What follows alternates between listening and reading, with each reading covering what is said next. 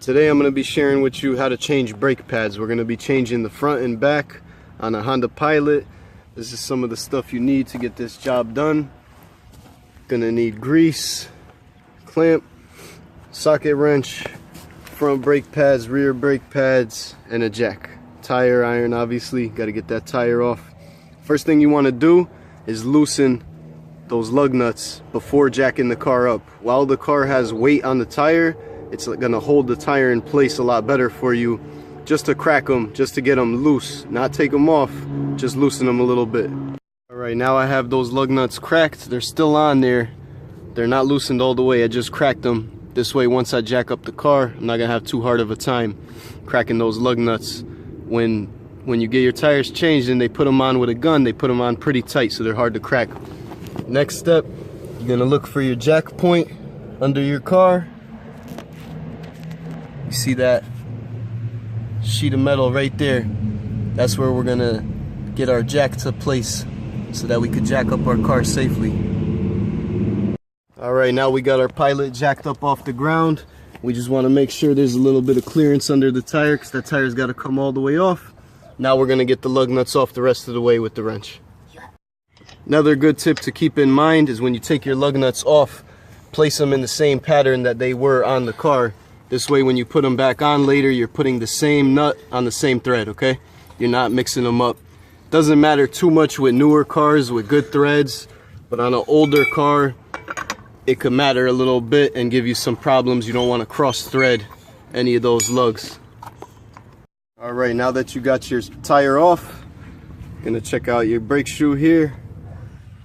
Right at the top, we got one bolt at the top, one bolt at the bottom. The bolt at the bottom is the one that we have to take off. On this car, it's a 17mm socket. So we're just gonna use our socket wrench.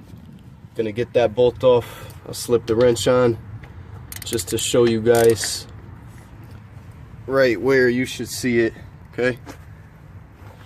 Right down low, okay? Top nut, bottom nut. Gotta get that bottom one off, okay? Alright, once you get that bolt off, you're gonna compress here. So it was lined up nicely. I push back, and then I'm gonna lift the brake shoe off. Got our two calipers here right inside. We're gonna get to the calipers in just a minute. First, we gotta get those old brake pads off. We're gonna slide them right out, and you can see these brake pads were pretty worn. Not a lot of pad left on them. You see from the metal to the pad, only got maybe less than 1/8 of an inch right there. Very worn. Perfect timing. You always want to check your rotor. Make sure your rotor is nice and smooth after you take those pads off. Make sure you don't need to replace that rotor as well. Alright, now that we got our old brake pads off, we got to push those calipers back in. I'll explain that in just a second. But first, we got to take the cap off of our brake fluid. Okay, so our brake fluid reservoir has to have no cap on top, because when we push those calipers back in, we want any air in the system to come out. So here's a good view of the calipers that are out, okay? These are out because anytime you step on the brakes, that caliper pushes out and squeezes on those brake pads, which compress against the rotor and slow you down. So now we got to get these calipers back in before putting the new brake pads on. Otherwise, when we slide this down, it's not gonna fit because those new brake pads have a lot of pad on them, okay? So one thing I like to do is use the old pad that we just took off, and we're gonna fit that right against both calipers after taking the cap off the brake fluid reservoir, and we're gonna compress this together. Alright, so we got our old brake pad pressed against the calipers, and we're gonna use our vise to tighten those calipers right back in just by pressing on them, and we're gonna get them all the way flush back in. All right, now we got both calipers put all the way back in. Shoe is still up. You'll notice on the old brake pads, you see the lines from the calipers where they pressed on it. That's where we want to put grease on the new brake pad. Make sure that the same pad is going on the same side so you can match them up. New pad, old pad there. new pads. This one's gonna go on the inside, the one with the metal piece at the top. You can see the difference in pad between these two. Pretty big difference. Those old ones were really worn, definitely time to change them. So we're gonna apply grease to the new brake pad here, and also on and around the calipers, okay? We got grease on the back end of both of our pads, and I'm applying grease to the calipers so that when these press out and make contact with the back of the pads, they always stay lubricated. And now we're gonna place our pads in right into the fitting.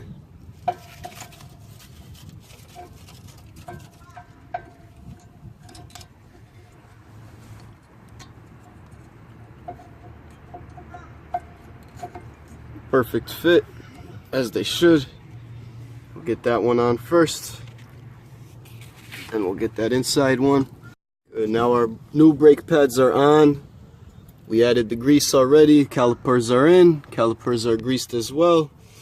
And when we slide this down, it should fit just right because those calipers are back in. So now you can imagine with these new brake pads on, without pushing those calipers back in, you won't be able to get it to here, okay? Another good spot to put grease is on the inner side right here. Another spot that it's going to be pressing on that brake pad, okay? Now before moving on to another hub, we got to put our bolt in. Make sure to line those threads up real nice, never forcing anything. Should go in nice and smooth. Then we're going to tighten it again with our 17mm socket. Okay, once you get that nice and tight, you're done with this hub. Alright, now we're all done and have our tire back on, driver's side front. Now we're going to go to the driver's side rear. I just loosened the lug nuts. We're going to jack it up and then get them off the rest of the way, get that tire off. Alright, we got our back driver's side up. Got the tire off.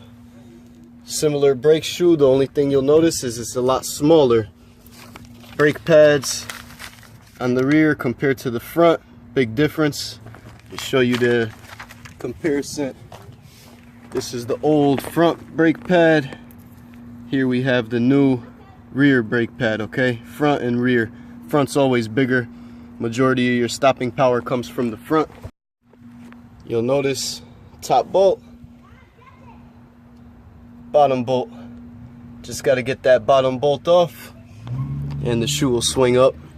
This one's a lot smaller. Gonna have to use a different socket for the rear. It's gonna show you once again the angle so you can get a real good idea of which bolt you're taking out from that rear brake shoe. I got the socket wrench on it, and this one is a 12mm. So we're gonna get that bolt off. We're gonna lift this whole shoe. Alright, we got our 12mm bolt out. We got our brake shoe up. You can see one caliper on the rear. We're gonna take these pads off, place them down. Rear pads were not nearly as worn as the front, but we're gonna change them anyway. This is the one thing you'll notice on brake pads right here. So this is the one you want to keep in mind, whether it's up or down and which side it's on. It's normally on the inside and facing down. So the pad, new pad, is gonna go on just like that. Okay, we got to get this caliper pushed back in. Our brake fluid reservoir is still up. That way that air can come out. And now we got our vise on. We're using the old pad again to press the caliper back in. The other side, the back end of this vise, you want to be careful where you place it. Make sure you place it on a flat surface of the shoe. The only things you really want to watch out for is that brake line, that fluid, okay? Never place it anywhere near that fluid line. Get that caliper flush again. Alright, now we're putting our new pads on. Sometimes it's easier to start from the bottom, sometimes it's easier to start from the top. That one slipped right in after I started from the bottom. Gonna get our inner pad on. Make sure you get it on good. keep in mind where the shoe is going to touch on those pads. So those are the spots that you want to grease, okay? Anywhere metal is touching metal, okay? And put it on the pad as well. And then we always want to get a lot of grease on that caliper. And also on the pad where the caliper is going to touch.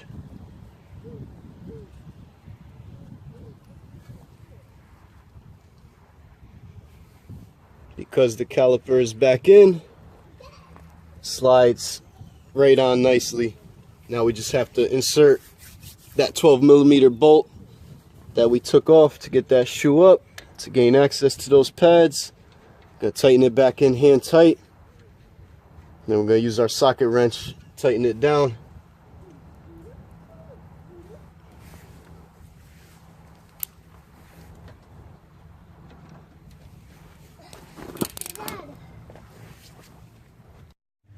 Alright, now we have changed the brake pads to all 4 tires, all 4 hubs. Now your brake fluid is going to look pretty high. That's because that pressure was pushing out. You got all that air out. We're going to put that cap back on. Get that brake fluid cap back on. Once you're done there, going to close up your hood. And the most important part, we're going to start our engine. Our brake pedal is going to have a lot of give. It's not going to be tight at all. We're going to have to pump that brake until the brake gets tight. Once the brake is tight, throw the car in drive, roll forward a little bit, hit the brakes, make sure it's nice and tight. Reverse, hit the brakes, make sure it's nice and tight, because we got to pump fluid back into the system and push those calipers, okay? That way the calipers are pressing on those brake pads and they're ready to go. That way your brake pedal is nice and sensitive. Hope this video helps you guys. Be sure to subscribe to Pride Martial Arts. Not a martial arts video, but a very helpful video. If any of you have any Hondas, a lot of Japanese cars, all the same, very similar. This video will help you guys a lot. Thank you for watching.